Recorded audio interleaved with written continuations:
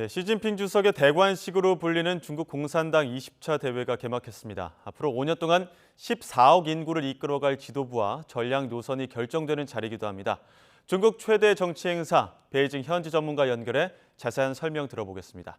중국 정법대학의 문일현 교수 연결됐습니다. 교수님 안녕하십니까? 네, 안녕하십니까. 예. 먼저 오늘 오전 개막식에서 시진핑 장시가 업무 보고를 했습니다. 어떻게 보셨습니까? 오늘 업무 보고는 크게 두 가지로 나누어서 볼 수 있겠는데요. 첫 번째는 이제 시진핑 주석이 집권 10년 동안 이룩한 그 업적을 나열해서 설명을 했고, 두 번째는 이 향후 중국 공산당이 쟁취해야 할 전략적 목표와 방법, 그리고 전략 등을 소개를 했습니다. 특히 이제 업적과 관련해서는 제가 보기에는 세 가지가 굉장히 눈에 띄었는데요. 그 소강 사회를 실현했다. 즉, 그 모든 국민들이 먹고 입는 문제를 걱정하지 않는 중산층 사회를 진입했다라고 하는 점을 이제 특히 강조를 했고요. 9천만 명이 넘는 이른바 절대 빈곤층을 빈곤에서 탈출시켰다 하는 것도 업적으로 들었습니다.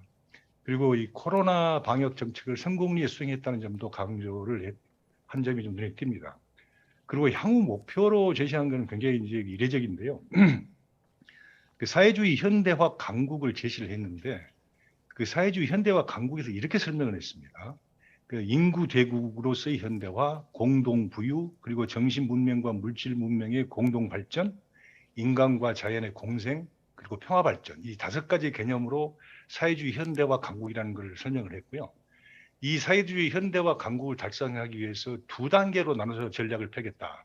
그래서 2020년부터 2035년까지 1단계로 추진을 하고 2036년부터 2000년대 중반, 이번 세기 중반까지 2단계의 목표 기간으로 설정해서 사회주의 현대화 강국을 달성을 한다. 그 방법으로는 고품질의 발전을 추구하겠다. 이런 청사진을 제시를 했습니다. 그런데 이제 가장 그중에서 눈에 띄었던 거는 대만 문제를 언급을 하면서 일국 양제를 뺐고 특히 이제 무력 통일 가능성을 굉장히 강조를 한 부분이거든요. 이 부분은 과거와 비교할 때 굉장히 이례적이고 특히 강경한 입장을 공개적으로 드러내는 것이어서 많은 관심과 주목을 받고 있는 것으로 보입니다. 예. 여러 전략들과 확고한 입장까지도 오늘 업무 보고를 통해 정확하게 밝혔었는데 오늘은 이제 첫날입니다. 일주일 동안 이제 당대회가 진행이 될 텐데 구체적인 일정 어떻게 됩니까? 오늘 이제 그 시진핑 주석이 업무 보고로 개막을 했고요. 오늘부터 21일까지 회기 기간 동안에 이제 지역별 대표들이 참여하는 소그룹 회의를 갖습니다. 그래서 시 주석이 한 업무 보고를 토대로 심의 토의를 하고 하는 시간을 갖는 거고요. 그리고 이제 22일 날 폐막을 하는데요. 그 폐막 때는 크게 보면 두 가지를 의결을 할 걸로 보입니다. 하나는 당헌 개정안을 의결을 하고 그리고 그 중앙위원 새롭게 선출된 중앙위원과 중앙위원회 후보위원 선출을 하고 폐막을 할 것 같습니다. 그러면 바로 그 다음 날 23일 날이죠.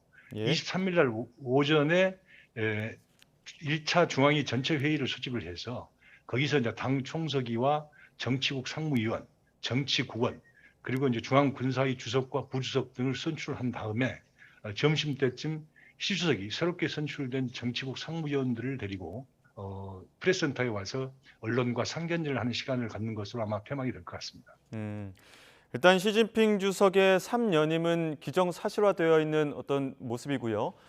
이번에는 국부로 추앙받는 마오쩌둥 반열에 오를 수 있느냐 이 부분이 관심이 쏠리고 있는데 이 부분 어떻습니까?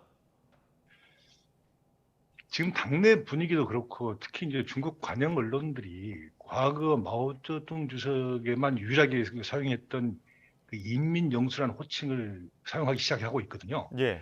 그렇게 보면 당내에서는 시 주석을 마오의 반열에 올리고 싶어하는 의지가 강한 거 아닌가 음. 하는 추측들이 나오고 있는데요. 예. 특히 이제 오늘 개막식에서 아주 이례적인 상황이 벌어졌습니다. 예. 그 시 주석이 오늘 하는 총 연설은 지난번 19차 당대의 절반도 안 되거든요. 음. 그런데 실제 배포한 전문은 19차 당대보다 더 많다는 겁니다. 예. 그렇다면 이거는 시 주석이 본인이 요약본으로 만들어서 읽었다는 것인데 이 당대회 보고라고 하는 것은 중앙위 전체 회의의 심의 의결을 거치는 공식 보고서이기 때문에 예. 어, 그 어떤 사람이라도 이걸 첨삭 가감하는 게 쉽지가 않습니다. 음. 그런데 이거를 요약본으로 만들어 읽었다는 것 자체가 시주석이 지금 중앙국 공산당 내에서 차지하고 있는 정치적 지위가 어느 정도인가를 보여주는 방증 아니냐는 그런 지적들이 나오고 있습니다. 예. 워낙 이렇게 말씀하신 것처럼 시 주석의 원톱 체제가 확고해지다 보니까 이제는 2인자가 누가 될 것인지 그 부분에 더 많은 관심을 갖고 있는 것 같습니다. 어떻게 예측하십니까? 그 2인자를 이제 총리를 두고 이야기를 하는 건데요. 예. 그 총리와 관련해서는 여러 가지 함합평들이 나오고 있습니다. 그 지금까지 관례로 비춰보면 그 총리에 새롭게 임명되는 인물은 직전에 부총리직을 수행을 했거나 부총리직을 수행한 경험이 있는 사람이 하거든요. 그렇게 본다면 그런 관례가 이번에도 존중이 된다면 지금 정치협상회의 주석직을 맡고 있는 왕양이라든가 제7 정치국 서열 7번인 이른바 후추나 정치국의 진입이 확실시 된다고 지금 예측되는 후추나 부총리가 유력한 후보가 아니냐 하는 그런 함합평들이 나오고 있습니다. 예. 보통은 그 후계 구도도 어느 정도 좀 윤곽이 잡히거나 해야 되는 부분들도 있을 텐데 이 장기 집권으로 가다 보니까 후계 구도도 아직도 깜깜이 상태입니다. 이번에도 그렇게 될까요? 그럴 가능성이 굉장히 높습니다. 그 차기 후계자가 되려면요. 이번에 이제 당과 국가 그리고 군부라는 3개 권력 부분에서 2인자로 임명이 되어야 됩니다. 예. 그래서 당의 서기처 서기, 국가에서는 부주석, 그리고 중앙군사의 부주석을 맡아서 미리 실무 경험을 쌓는 것인데요. 그 전임 후진타오 주석도 그렇고 시진핑 주석도 모두 똑같이 다 그런 경로를 밟아왔습니다. 예. 그런데 지금 분위기로 보면 2인자를 가시화할 가능성이 크지 않기 때문에 음. 후계자를 내정하지 않고 그대로 가는 것 아니냐는 관측들이 지금으로서 많습니다. 예. 인구 14 거대한 중국이고 또 공산당원이 9,600만여 명입니다. 그 위에 가장 위에 정치국 상무위원 7명이 있고 이들이 이제 중국의 인구들 그리고 이 공산당을 이끌어 가게 되는 건데 7명의 구도는 어떻게 될까요? 일단은 시진핑 주석 외에 6명은 나머지는 어떻게 좀 발표가 될까요? 일단 그 7인 정치국 의원 숫자를 그대로 유지할 것이냐 하는 문제와 관해서는 이제 그 유지되는 것으로 보이고요. 그렇다면 현재 상무위원 중에서 누가 물러날 것이냐가 이제 우선 1차적인 관심인데 예. 그 나이 제한에 걸린 분이 두 분 있거든요. 서열 3위인 리잔수 전인대 상무위원장하고 서열 7위인 한정 부총리가 나이 제한에 걸려 있기 때문에 그 퇴진이 유력하다는 관측들이 많습니다. 여기에 한두 사람 더 추가될 수도 있다는 얘기들도 나돌고 있지만 그건 좀 지켜봐야 될 것 같고요. 예. 그렇다면 새롭게 취임하는 사람이 누구냐가 관심인데요. 지금 시진핑 주석의 비서실장격인 띵슈장이라고 하는 그 중앙판공실 주임 그리고 충칭시 서기인 그 천민을 상하이시 서기를 맡고 있는 리창 그리고 음. 총리 후보로 거명되고 있는 후추나 부총리 등이 가능성이 있는 거 아니냐 하는 함합평들이 돌고 있습니다. 예. 중국 공산당 인사원칙 가운데 칠상팔하라고 해서 68세 정년 의미하는 어떤 관례들도 있습니다. 그런데 이번 당대회에서 워낙 그 관례들이 많이 깨지고 있어서 혹시 이 칠상팔하라는 인사 원칙들도 좀 깨지게 될까요?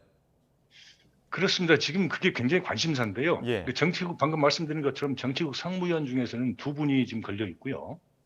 정치국원 25명의 정치국원에는 약 10명 정도가 걸려 있습니다. 대부분 이게 칠상팔하의 원칙이 지켜질 것이다라고 관측하는 사람들이 많긴 한데요. 예. 우리 입장에서 보면 가장 관심을 끄는 부분이 이제 외교 분야입니다. 지금 외교 분야를 책임지고 있는 투톱 체제인데요. 한 분은 양제츠 정치국원이고 또 한 사람은 왕이 외교부장이지 않습니까? 예. 이들 두 사람 다 모두 나이제나 걸려 있어요. 그래서 양제츠는 아마 물러날 가능성이 많은데 과연 그렇다면 왕이 부장까지도 같이 물러나는 것이냐? 이 부분은 조금 지켜봐야 될 대목이고요. 만일 왕이 부장이 이번에 그 당대회가 폐막한 날 중앙위원회 선출이 된다 그러면 이번에 물러나지 않고 계속해서 외교 분야를 책임질 것으로 보는 게 무방할 것 같습니다. 예. 또 이번 당 대회에서는 이제 공산당의 당원이라고 할 수 있는 당장 개정도 이루어질 텐데 어떤 내용이 좀 개정이 될까요? 우선 크게 두 가지로 보입니다. 하나는 시 주석의 정치적 지위와 통치 철학을 갖다가 확고히 하는 이른바 두 개의 확립이라고 하는 게 있거든요. 이 두 개의 확립이라는 부분하고 이 시주석의 정치적 지위와 통치 철학을 수호해야 한다는 두 개의 수호라는 이 두 가지 슬로건이 있는데 이 두 개의 원칙이 아마 당장에 삽입될 걸로 보이는 거고요. 예. 특히 이제 또 시주석이 그 자신의 트레이드 마크로 사용하고 싶어하는 게 공동부유인데요. 이 그 공동부유라든가 뭐 법치주의, 대만 통일에 관한 그 강력한 의지 표명 이런 부분이 새롭게 추가될 수도 있다는 전망들이 나오고 있습니다. 말씀하신 것처럼 그 시주석의 트레이드마크라고 하는 이 공동부유, 이 공동부유가 좀 더 확고히 된다고 한다면 어떤 부분이 좀 많이 달라지는 겁니까? 그 공동부유는 이제 중국 공산당의 위기의식을 갖다가 반영한 걸로 보입니다. 그러니까 예. 중국 공산당의 집권을 위협하는 최대 요인이 외부가 아니라 내부의 위협이고 그것은 곧 음. 양극화다라고 지금 보고 있는 데서 출발하는 거거든요. 예. 그래서 이제 공동부유라고 하는 거는 성장과 분배를 대립적 관계로 보는 게 아니라 그 성장도 잘하면서 분배도 잘하는 그래서 성장과 분배라는 두 마리 토끼를 한꺼번에 음. 잡겠다고 하는 걸 목표로 하고 있습니다. 예. 그래서 이제 이걸 하기 위해서 그러니까 경제 구조를 좀 조정하고 분배 구조도 좀 바꾸고 그리고 고소득층의 그 자발적인 기부를 유도해서 모두가 부유하게 되는 그런 사회를 이룩하겠다 하는 게 지금 시주석이 내걸고 있는 공동부유의 핵심 골자라고 하겠습니다. 예. 말씀하신 것처럼 내부 분위기도 봐야 되는 상황이긴 한데 지금 중국 경제 발목 잡는 요인 중에 하나가 제로 코로나 방침입니다. 자, 이 부분도 당대회 끝나면 좀 완화될 거라고 하긴 하는데 요즘 내부 분위기가 이 제로 코로나 정책으로 좀 안 좋아지지 않았습니까? 그렇습니다. 오늘 실속 업무 보고에서도 이 부분이 특히 이제 강조가 됐는데요. 지금 중국 정부에서도 그렇고 중국 공산당도 마찬가지로 코로나 제로 정책이야말로 시진핑 주석의 최대 업적 중 하나로 꼽고 있거든요. 예. 지금 이거를 당장 방역 조치를 완화한다는 거는 지금 현재와 같은 분위기와는 조금 맞지가 않고 특히 중국 관영 언론들에게 표현을 보면 지금 방역 정책이 최소한의 비용으로 최대 효과를 누르는 다시 말하면 저비용 고효율 정책이라고 강조를 하고 있기 때문에 지금 당장은 바꾸지 않고 당분간 유지하는 거 아니냐 그런 전망들이 많습니다. 앞서 말씀하셨던 그 업무 보고 내용 중에 그 대만 관련된 이야기가 눈에 띈다 이런 말씀도 해주셨는데 대만의 무력 사용 옵션 포기 안 하겠다 이렇게 얘기를 했거든요. 이거 어떤 의미로 네. 해석해야 되는 겁니까? 바로 이제 그 점인데요. 이전에 당대회에서 그 총석이들이 했던 발언과 특히 시석이 이전에 과거 했던 발언보다는 조금 결이 다르거든요. 예. 그러니까 우선 이제 그 일국양제를 언급하지 않은 겁니다. 그래서 이거 언급하지 않은 게 요약본이기 때문에 그런 것인지 아니면 원래 전문에는 다 있는데 요약본을 하면서 이게 줄어들어 뺀 것인지는 지금 확인되지 않고 있고요. 특히 이제 이게 무력 사용을 포기하지 않겠다고 하는 점을 강하게 이제 강조를 했는데요. 이 점은 지금 현재 그 대만과 중국과의 관계, 특히 양안 관계의 현재의 그 주소를 보여주는 것으로 보여서 다들 관심을 갖고 예의주시를 하고 있습니다. 특히 이제 그 미국에서는 뭐 2027년이면 중국이 대만을 무력으로 침공할 수도 있다고 하는 그런 얘기가 나오지 않습니까? 예. 근데 그 2027년이 왜 2027년이냐면 지금 인민해방군 건군 100주년이 되는 해가 2027년입니다. 예. 그래서 그 100주년이 되는 해에 이 대만 문제는 언제까지 계속 끌 수 없기 때문에 반드시 해결해야 되고 우리는 해결할 수 있다는 걸 오늘도 시주석이 업무보고에서 강하게 강조를 했거든요. 예. 그래서 그 부분은 앞으로 우리가 관심을 갖고 좀 지켜봐야 되는 거 아니냐 생각하고 있습니다. 3년임이 기정사실화되고 있는 시진핑 주석의 집권이 계속 이어진다고 한다면 미중 관계 또 한국과의 관계, 이 대외 정책 기조는 어떻게 될까요? 지금까지 이 시주석이 10년간 집권해 오면서 외교와 국방은 본인이 직접 챙겨왔기 때문에요. 예. 지금 이 시주석이 3년임을 한다고 해서 지금까지의 대외 정책 기조를 바꾸거나 뭐 완전히 극격하게 선회하는 그런 상황은 벌어지지 않으리라고 보는 관측들이 많습니다. 그래서 이제 특히 이제 미국과 관계가 어떻게 되느냐 하는 게 가장 큰 관심인데요. 지금 중국 당국의 인식은 그 과거 일본이 미국과 경제적인 마찰을 빚었을 때 1984년 플라자 합의를 통해서 미국에 양보를 한 것이 일본 경제를 잃어버린 30년의 늪으로 빠지게 한 절정적인 계기였다는 점을 중국이 반민교사를 삼고 있거든요. 그래서 미국이 중국에 대한 경제적 압박이라도 이런 부분은 눈에는 눈, 이에는 이라고 이의 그 강력한 대응 방식으로 대응한다는 방침에는 변함이 없을 것 같고요. 예. 한국을 포함한 한반도 정책 역시도 지금까지의 기조를 그대로 유지하지 않겠느냐 하는 전망들이 우세합니다. 예, 알겠습니다. 여기까지 듣도록 하겠습니다. 지금까지 중국 정법대학의 문일현 교수와 함께 이야기 나눴습니다. 오늘 말씀 고맙습니다. 네, 감사합니다.